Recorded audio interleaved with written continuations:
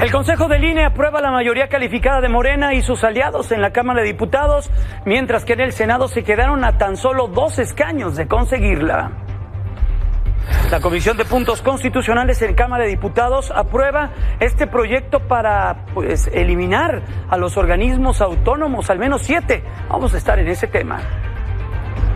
Habitantes de la Sierra de Chiapas denuncian que sigue el reclutamiento forzado por parte de grupos criminales. Se aplaza el regreso a clases en las colonias afectadas con las inundaciones allá en Chalco, en el Estado de México. Recuerde que el próximo lunes regresan a clases millones de estudiantes y también millones de maestros.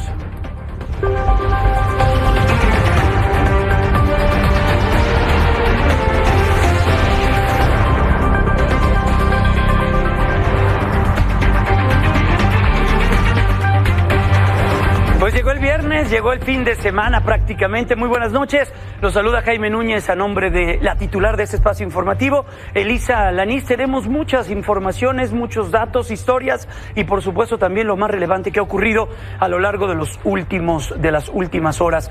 Vamos a detenernos en lo que ocurrió en el Consejo General del Instituto Nacional Electoral. Ahí se aprobó la distribución de plurinominales en Cámara de Diputados, con lo que se confirma la mayoría calificada de Morena y partidos aliados. Me refiero al PT y al Partido Verde. La mayoría de las consejerías coincidieron en que el actual sistema sí tiene distorsiones en el reparto de espacios, pero advirtieron que no pueden inaplicar la Constitución ni cambiar estas reglas en la distribución, ya que pasaron las elecciones. En cuanto a la propuesta de la consejera Claudia Zavala, esta que le dábamos cuenta ayer por la noche, que buscaba reinterpretar esta distribución, solo fue secundada por los consejeros Martín Faz, Jaime Rivera y la consejera Dania Rabel. Así es como quedaron. Así quedará entonces la distribución en Cámara de Diputados. Morena y sus partidos aliados lograrán la mayoría calificada con 364 curules. Por partido, Morena tiene 236 diputados y diputadas. El Partido Acción Nacional será la segunda fuerza en cuanto a espacios de curules o de diputados y diputadas, con 72. Le sigue el Partido Verde Ecologista con 65, el Partido del Trabajo 51, el PRI reducido a 35, Movimiento Ciudadano 27 y el PRD, esa historia del PRD, tan solo tendrá 2 espacios en Cámara de Diputados. La asignación de curules que este proyecto de acuerdo nos propone no refleja de manera objetiva la pluralidad política que la ciudadanía expresó en las urnas el pasado 2 de junio. Pretenden obtener el 75%. O sea, estamos hablando de quitarle a los demás partidos políticos el 20% de su votación válida emitida por los ciudadanos hacia estos partidos. Pretenden ganar en la mesa lo que la sociedad, los votantes, no les dieron en las urnas. Representante Sondón, lloriquear, no asumir la derrota, venir a inventar cosas que dicen la Constitución, venir a inventar cosas que no dice la ley, venir a inventar o desestimar un acuerdo como si no existiera, ser cínicos al no asumir cómo se conforman las coaliciones. Y nosotros estamos aquí simplemente para recordarles, perdieron, asúmanle, vamos a defender nuestros triunfos. Honesto, parece que esto se trata de una venganza contra nuestro movimiento por hacer lo correcto y no habernos entregado a ninguna de las 2 alianzas para nosotros de la vieja política. El INE no construye fracciones parlamentarias, tampoco tenemos dudas de cómo se aplica la Constitución. No existe un dilema. Nuestro actuar está más allá de coyunturas electorales. El INE no quita ni regala diputaciones ni senadurías. La única que puede hacerlo es la ciudadanía con su voto. No, esto es en Cámara de Diputados. En el caso del Senado de la República, Morena y sus aliados van a tener 83 espacios, por lo que se quedaron a tan solo 2 escaños de la mayoría calificada. y tendrían que negociar ahí, tendrían que hacer política para la aprobación de sus reformas, lo que luce, pues ciertamente, mucho más cercano a tener esa mayoría, esa tan deseada mayoría que puede, pues sí, generar cambios en la Constitución. De los 128 senadores, Morena va a tener 60, el Partido de Acción Nacional 22, el Revolucionario Institucional 16, el Partido Verde 14, el Partido del Trabajo 9, Movimiento Ciudadano 5 y el PRD se quedará con 2 espacios.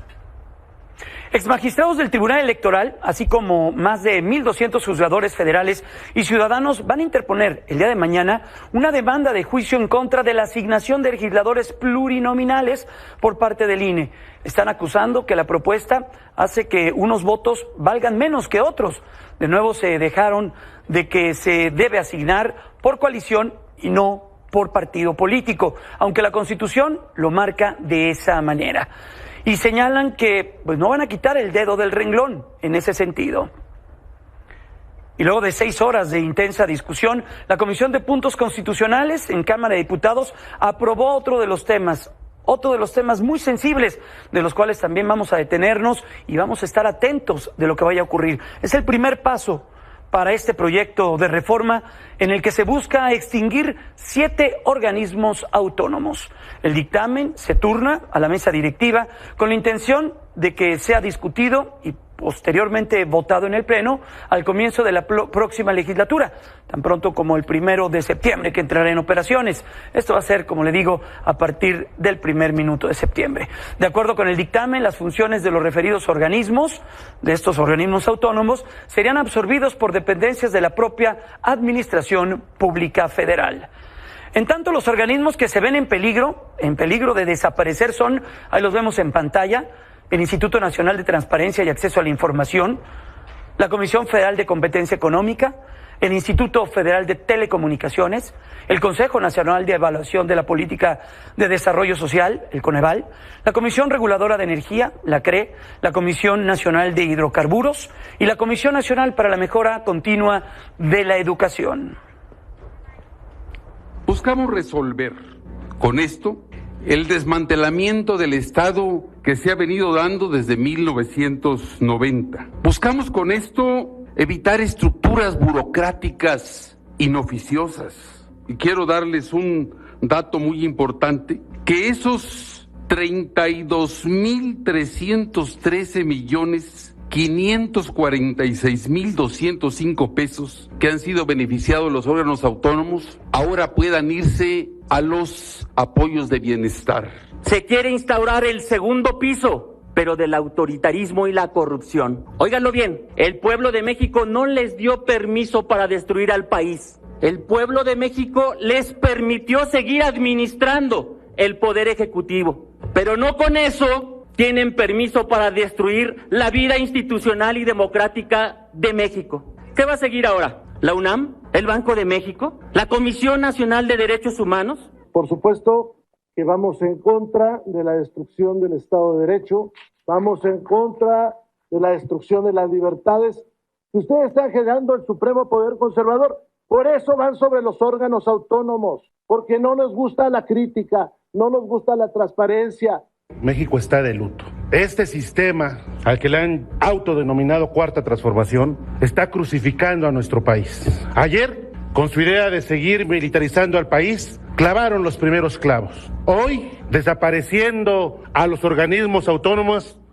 Pues ya hay algunos posicionamientos de estos órganos autónomos. Vamos a ver qué es lo que está ocurriendo y bueno, cuáles son sus posturas, lo que pues dicen que puede venir a futuro en cuestión de lo que va a ocurrir, sin duda, en la próxima legislatura una vez que se vote esto que ocurrió hoy. El Instituto Federal de Telecomunicaciones señala que el dictamen aprobado plantea modificaciones constitucionales que implican el resurgimiento de un modelo institucional en materia de telecomunicaciones y radiodifusión que demostró serias limitaciones para asegurar que más personas tuvieran acceso a más y mejores servicios, así como para incrementar la competencia en los mercados de la telecomunicación y la radiodifusión, lo que conllevaría a un grave retroceso en perjuicio de las personas usuarias en audiencias y también en otros sectores tan competidos del país que tienen que ver con las telecomunicaciones. En tanto, el INAI a través de su cuenta oficial de X, manifiesta su preocupación, hace un llamado urgente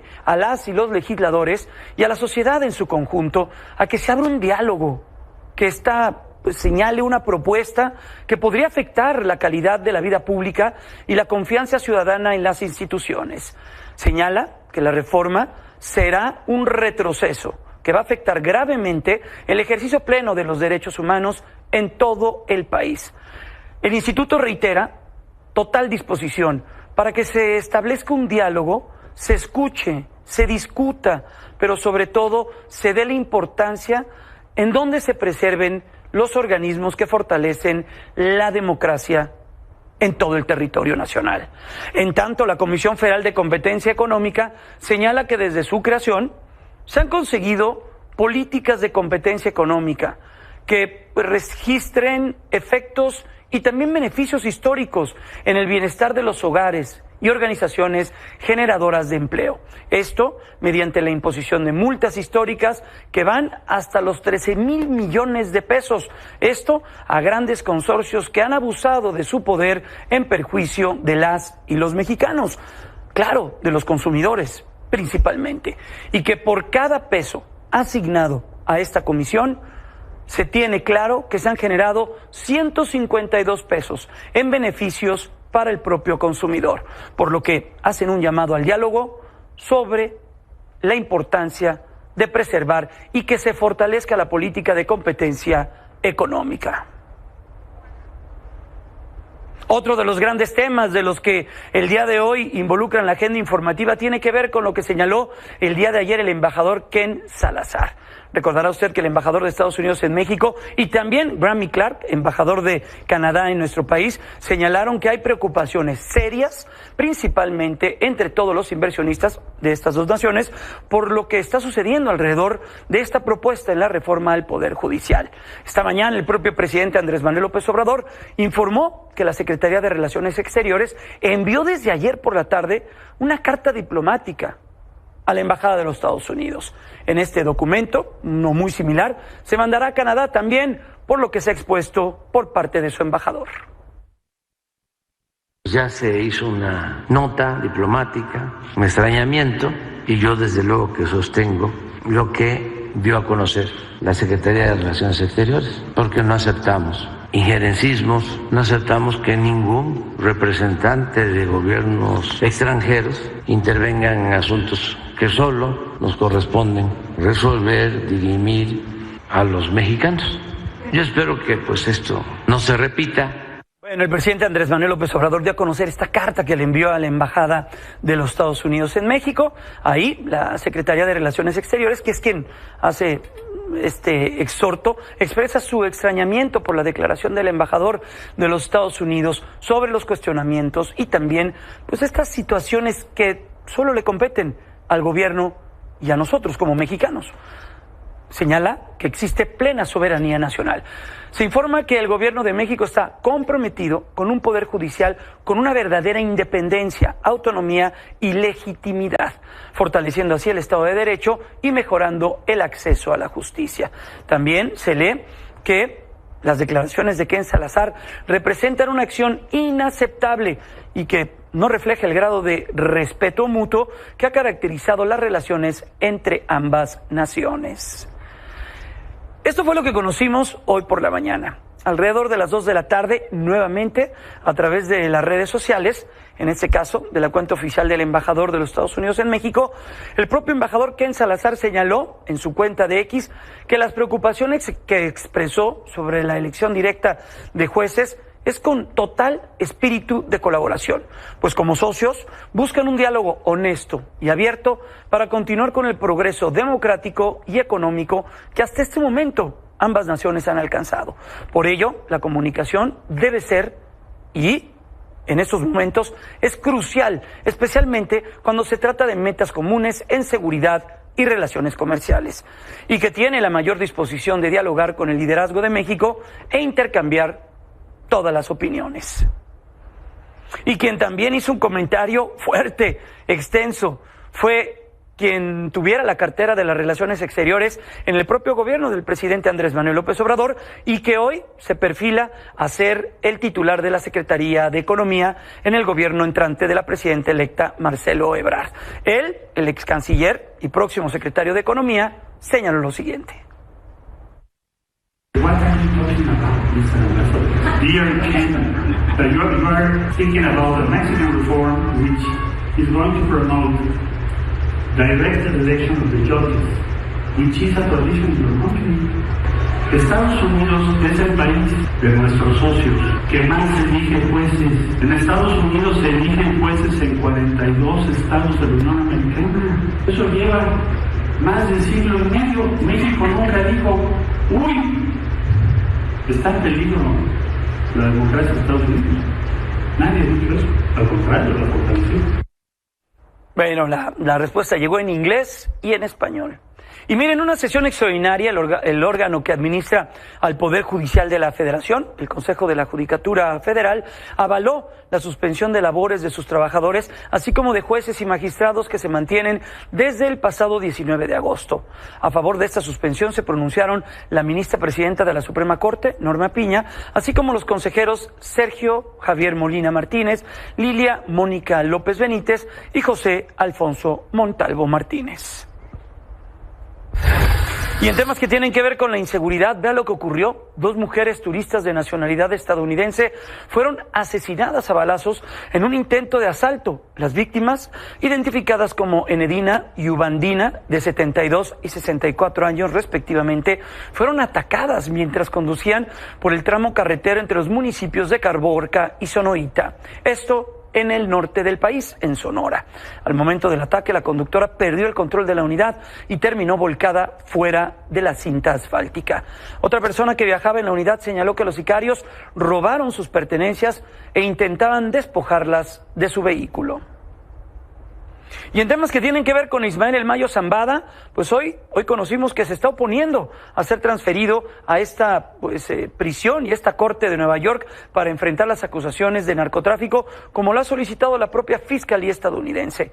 En la Corte de Texas, donde se está desarrollando sus acusaciones, su defensa ha solicitado no realizar esta audiencia inicial de transferencia porque el gobierno de los Estados Unidos no actuó bajo el debido proceso y no ha explicado por qué las acusaciones en Nueva York tienen mayor prioridad.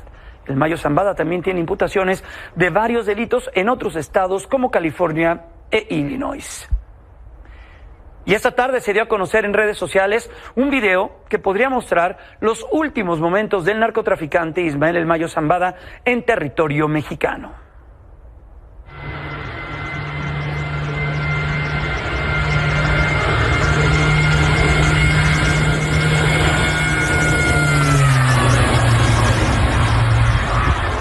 Imágenes que conocimos en el espacio informativo de Alex Domínguez ayer por la noche muestran, sí, lo que se dice el último momento de estos 2 capos antes de levantar vuelo y dirigirse al sur de los Estados Unidos.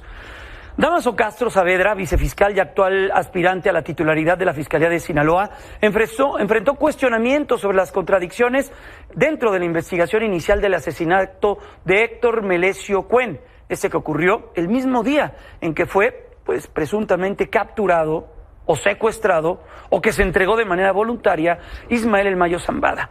La conferencia se transformó en un interrogatorio sobre las irregularidades y contradicciones sobre este caso. También fue cuestionado sobre la posibilidad de ser imputado por la Fiscalía de la República. En relación a que me pregunta que si pudiera ser imputado por la Fiscalía General de la República, no veo el por qué. Considero que no hay ninguna razón en relación a esa posible consecuencia que menciona. Tras 4 días de búsqueda durante la madrugada de este viernes, los 7 policías comunitarios que desaparecieron fueron localizados con vida. Esto ocurrió en el municipio de Cuandera, en Michoacán. La Fiscalía de Michoacán informó que continúan las investigaciones para esclarecer los hechos. La comunidad purépecha, a través de sus consejos informativos, señalaron que los oficiales llegaron a su pueblo y fueron recibidos por sus propios familiares y amigos. Un numeroso grupo de pobladores ya los estaba esperando en la entrada principal de la cantera, esto sobre la carretera Zamora-Los Reyes. Y mire, pobladores de Citaltepec y La Grandeza, esto en Chiapas, denunciaron que varios habitantes fueron obligados a reforzar los bloqueos que un grupo criminal instaló en las entradas de Chicomucelo, donde se prevé que el próximo domingo existan elecciones, estas extraordinarias, las que pues han mencionado que ha costado trabajo poder instalar las casillas, y también estaremos atentos para lo que vaya a ocurrir dentro del desarrollo democrático en la zona sur del estado. Las amenazas pues continúan, estas con quitarles la luz, el agua, incluso hasta los alimentos a todo el pueblo si no lo hacían. Apenas ayer, habitantes de Paso Hondo y Bellavista del Norte, en la frontera Comalapa, denunciaron que al menos 60 hombres habían sido secuestrados. Hasta ahora se desconoce su paradero. Nosotros veníamos avanzando, empezamos, ya saben ustedes dónde estábamos, caminamos más adelante y siempre a cada pelotón que llega les decimos que nosotros vamos avanzando porque queremos libertad en el pueblo de Chicomucelo, queremos nuestro pueblo libre, ¿sí o no, compañeros? ¡Sí! Ustedes bien saben quién son las gentes que nos están viniendo a desalojar. Están desalojando a los compañeros. No sé si ustedes caminaban aquí cuando antes que nosotros empezábamos nuestra marcha. Tiene más del mes que empezamos a caminar fuerte, porque la sierra ya se cansó, señor. La sierra ya se cansó de estar esperando al gobierno. Y justamente a 2 días de las elecciones extraordinarias en los municipios de Chicomucelo, Capitán, Ángel Vidal y Panteló, ahí en Chiapas, los consejos distritales 2 y 8 del INES advirtieron sobre las situaciones de violencia que se está viviendo en la región. Las elecciones se tienen programadas para el próximo domingo 25 de agosto. Por ello, han solicitado un ajuste a la baja en el listado de casillas. Cabe mencionar que a lo largo de la semana los pobladores pidieron al gobierno cancelar estas elecciones, pues temen por su seguridad. Y miren, en la Sierra de Zacatecas el regreso a clases es difícil debido al cierre de las escuelas provocado por la guerra entre cárteles. Hace 4 años, los maestros dejaron de impartir clases en esta escuela del Saus de los García de Abajo en Jerez, Zacatecas. Como una sentencia lapidaria, alguien escribió la fecha exacta en el pizarrón. Ese día, integrantes del cártel Jalisco Nueva Generación irrumpieron en la comunidad y sus habitantes atemorizados la abandonaron. Desde hace más de 1400 días, las aulas están vacías, sin niños que estudien, jueguen fútbol o se mesan en los columpios.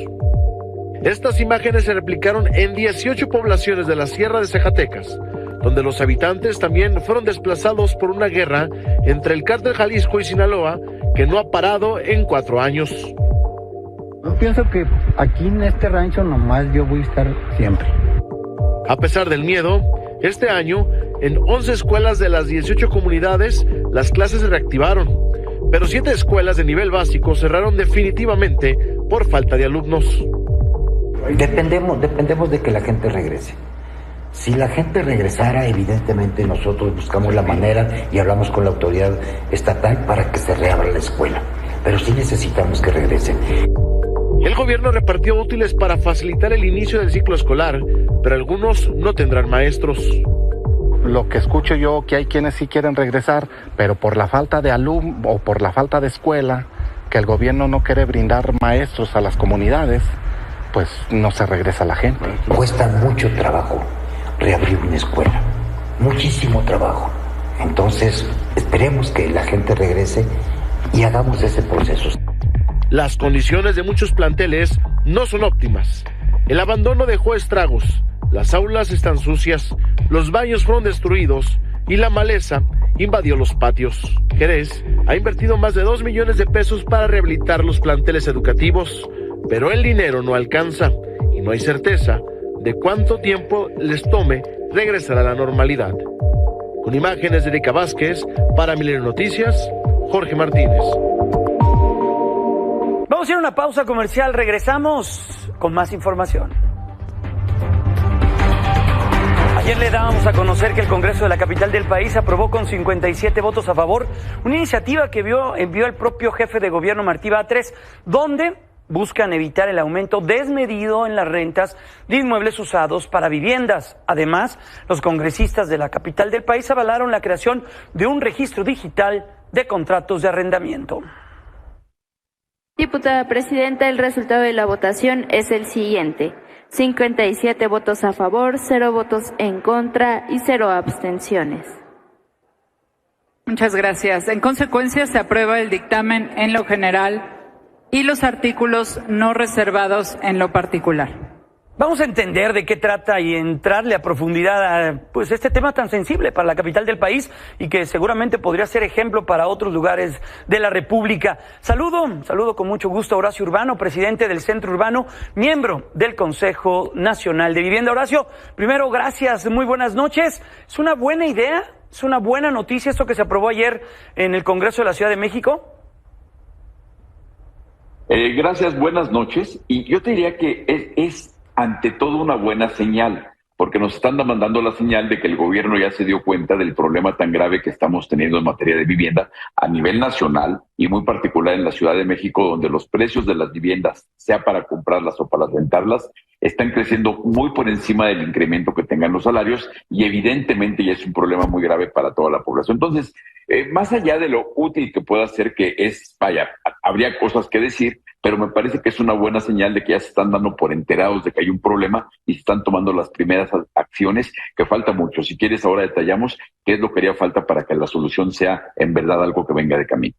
Sentido, Horacio, que el gobierno, que el Estado se ponga pues como garante de lo que ocurre con tarifas, con rentas, con precios de las mismas, ¿no es intrometer al Estado en un libre mercado que tiene que manejarse como sucede en otras partes bajo oferta y demanda? Mira, sí, la realidad es que esta iniciativa tiene poca operatividad desde el punto de vista de que en realidad las rentas ya suben básicamente por inflación. ¿Qué es lo que manda el mercado? La verdad es que son contados los casos donde las rentas son por encima de la inflación. En esos casos son cuando hay una cambio de inquilino que sube la renta o cuando es una propiedad muy en específico que tiene una deseabilidad muy importante por parte del mercado. La realidad es que la gran parte de las propiedades en renta, los incrementos son máximo en términos de inflación. Ahora, el problema de fondo son las demás cosas que maneja la iniciativa, que habla de crear un padrón de propiedades en renta, y eso es complejo porque estamos hablando de que el mercado en México desde hace muchísimos años, hay que recordar el daño tremendo que hicieron las rentas congeladas, que destrozaron el mercado de vivienda en renta, que hoy lo mandaron a la informalidad. Entonces el gran porcentaje de las propiedades en renta no están declarados, nadie sabe cuántas viviendas en renta hay en la ciudad, nadie sabe quién tiene contrato, por supuesto no sabemos en cómo están los precios de las rentas. Entonces, intentar que haya un padrón cuando no hay condiciones ni incentivos es difícil, y si lo ves además desde el punto de vista de la informalidad, habría que ver si esos informales, que son todos los que podrían rentar una propiedad, estarían de acuerdo a llegar con un padrón, que uno quedaría con la duda si ese padrón después puede servir para temas fiscales. Y eso, desde el punto de vista del propietario, es obviamente un gran riesgo, y obviamente si lo vemos desde el punto de vista del inquilino, implicaría que la renta, a lo mejor ahora le tendrían que cobrar la renta pues, más el IVA. Entonces, no es tan viable esta solución. Yo creo que es ante todo una buena señal, pero la operatividad de esto es muy cuestionable, muy poco probable que pase, y lo que tendría que pasar es que en base a esta buena señal, ahora que hay un anuncio de que ya cuál va a ser el eje de la política de vivienda de Clara Brugada, la estructura en una política de vivienda, hagan una buena política de vivienda aprovechando esta estructura a través de 2 secretarías. Hablaban de permanecer y fortalecer la CEDUVI y de crear una nueva Secretaría de Vivienda. Me parece que ahí, en la política de vivienda y en estas nuevas estructuras, esta nueva arquitectura institucional, me parece que es donde se puede hacer algo de fondo para evitar un problema que es real y que hay que decir, no es un problema de México, es un problema mundial. El problema de la vivienda es mundial, las principales ciudades lo están padeciendo y sí, por supuesto que lo tenemos en la Ciudad de México y en muchas ciudades del interior del país. Y esto que estamos viendo seguramente lo vamos a empezar a ver replicado en muchos otros lugares, regulaciones que tengan que ver con Airbnb, con la vivienda turística, lo vamos a ver. Ojalá que no se desboquen, que no se vayan a hacer puras iniciativas de pura calentura y que hagan visiones con proyectos integrales de políticas de vivienda. ¿Qué necesitaría, por último, Horacio, qué necesitaríamos para que este elemento que hoy ya tenemos dentro y que nace desde el Congreso de la Ciudad de México como una ley, pues tenga pues una activación inmediata y resultados también en el corto y mediano plazo? Mira, no puede tener una respuesta inmediata ni resultados en el mediano plazo, porque ese catálogo de buenas intenciones de esta iniciativa necesita las reglas de operación. Las reglas de operación las tienen que establecer, eso se va a llevar mucho tiempo y eso no va a ser viable. Te digo, que me parece que lo importante es que con el cambio de gobierno presenten una nueva política de vivienda que sea la razón de ser de la nueva Secretaría de Vivienda que va a haber, y ahí sí metan temas que tengan que ver con la regulación de plataformas como Airbnb, que le den incentivos al propietario para que haga este padrón y que busquen no solamente cuidar los derechos del inquilino, sino equilibrar los derechos del inquilino con los derechos del propietario. Si no, va a pasar lo que tú dices, van a desestabilizar un mercado, porque por más que se diga como un discurso político que la vivienda no es una mercancía, tienen razón, no es una mercancía, es un bien social, pero que se resuelve a partir de bienes económicos como es el suelo que cuesta, los permisos que cuestan, la construcción que cuesta. Entonces no hay que caer en la parte sentimental de que la vivienda es un derecho humano si no creamos condiciones para que ese derecho humano sea accesible para la gente. Entonces, la nueva Secretaría, una estrategia de esa nueva Secretaría, una nueva política de vivienda, y ahora sí, empecemos a hablar de instrumentos normativos, de instrumentos regulatorios, para ver cómo podemos acotar más que regular los precios de la vivienda en renta, conducir el mercado. O sea, no meterse de lleno a incidir en él, no manosear el mercado, que eso puede ser muy peligroso, pero sí conducirlo. Pues Horacio Urbano, director del Centro Urbano, siempre agradecido por tus minutos, y vamos a ver de qué manera, ya conocemos leyes reglamentarias, leyes secundarias, y de qué manera se puede implementar algo que es tan sensible como tú bien lo comentas. Cuídate mucho, que tengas un excelente fin de semana. Abrazo fuerte, querido Jaime, gracias por el espacio, gracias por la oportunidad de hablar de estos temas. Que estés muy bien, gracias. Es Horacio Urbano, él es el director del Centro Urbano. Luego de 22 días de inundaciones en el municipio de Chalco y en el Estado de México, el gobierno mexiquense anunció que el regreso a clases en las zonas afectadas pues se va a retrasar al menos 2 semanas. Será esto para la primera semana del mes de septiembre. Aquí tenemos un recuento de todo lo que ha ocurrido a lo largo de los últimos días. Pese al pronóstico adelantado que brindó este jueves la Coordinadora Nacional de Protección Civil, Laura Velázquez, no habrá regreso a clases en Chalco, Estado de México, durante las próximas 2 semanas debido a la emergencia por inundaciones. Así lo informó el secretario de Seguridad del Estado de México, Cristóbal Castañeda. Se detectaron 19 escuelas públicas y 2 privadas en la zona, las cuales se tienen que realizar actividades de limpieza, tanto de las cisternas como de verificar que los sistemas tanto eléctricos, de agua potable, de drenaje, estén en condiciones adecuadas para verificar que los niños tengan una manera segura de regresar a clases. Por eso se está dando 2 semanas de plazo para que se realice este regreso a clases y garantizar que los niños regresen a un ambiente sano. Varias zonas aún permanecen con un alto nivel de agua. Mientras tanto, continúan las labores de desasolve y rescate de pertenencias.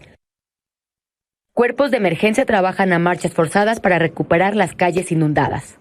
Hasta que se estabilice todo un poco más, estaría bien que se hicieran las labores como debe de ser para todos. Luego del anuncio de las autoridades, padres de familia prefieren mantener a sus hijos sin clases para garantizar que se realice la limpieza y desinfección que las autoridades han mencionado en un boletín este viernes. Pues está bien, más que nada porque así no se contaminan los niños. Mucha gente ya se está enfermando, ¿no?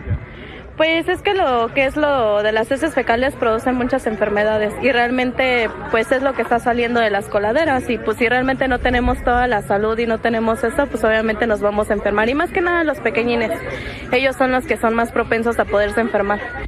Brigadas de salud del Estado de México llegaron para atender problemas derivados de las inundaciones.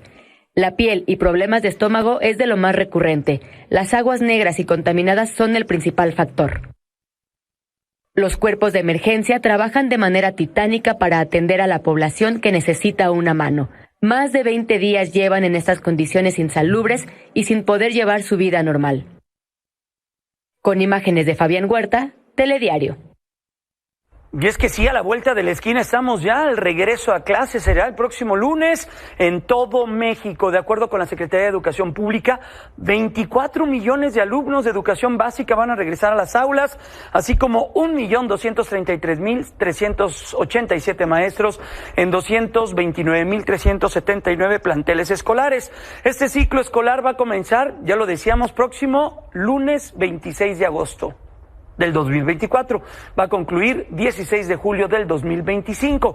Los grados escolares que regresan a clases serán kinder, primaria, secundaria y preparatoria. Así que pues a prepararse, a recargar pilas y por supuesto a regresar a clases el próximo lunes.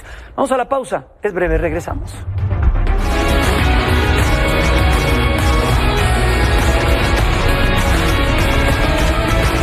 Vamos a hablar de deportes. Higinio Robles está con nosotros. Higinio, ¿qué pasa con Ale Valencia? ¿Cómo te va? Buenas noches. ¿Qué tal, Jaime? Buenas noches a ti, al auditorio. Pues sí, Alejandra Valencia sigue siendo nota porque ayer, después del comunicado que saca la CONADE, Alejandra Valencia emite también un video en sus redes sociales en el que intenta aclarar qué fue lo que puso en su Twitter denunciando la reducción de su beca. Vamos a ver lo que dijo Alejandra Valencia en este video.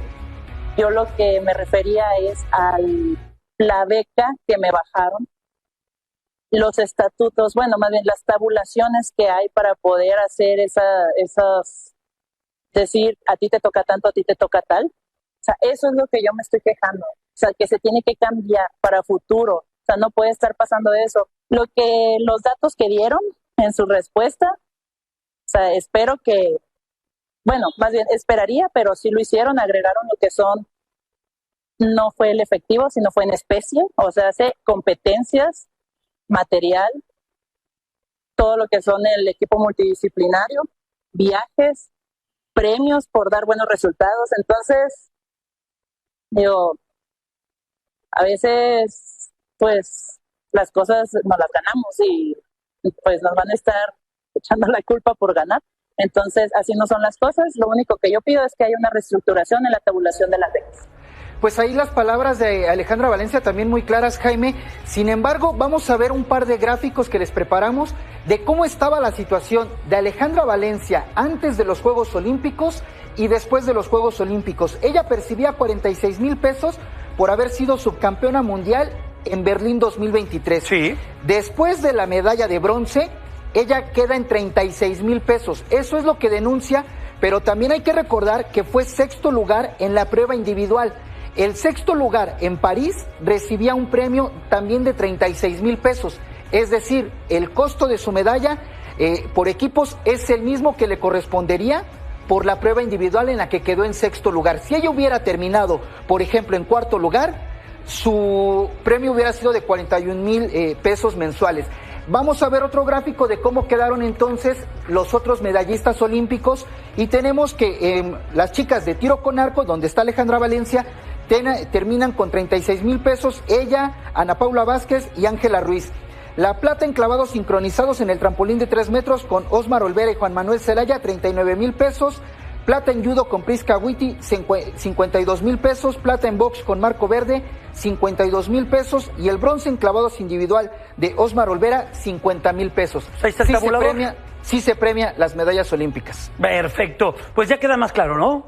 Está más claro. Que sea injusto o justo, pues ojalá eso pueda se verá ser más en la dinero, ¿no? Administración. Perfecto. Higinio, gracias, excelente fin de semana. Igualmente, feliz fin de semana, Jaime. Igualmente, ya nos vamos. A nombre de Elisa Alanís, quédense en Milenio. Nosotros el lunes nuevamente regresamos. Descanse, cuídense mucho.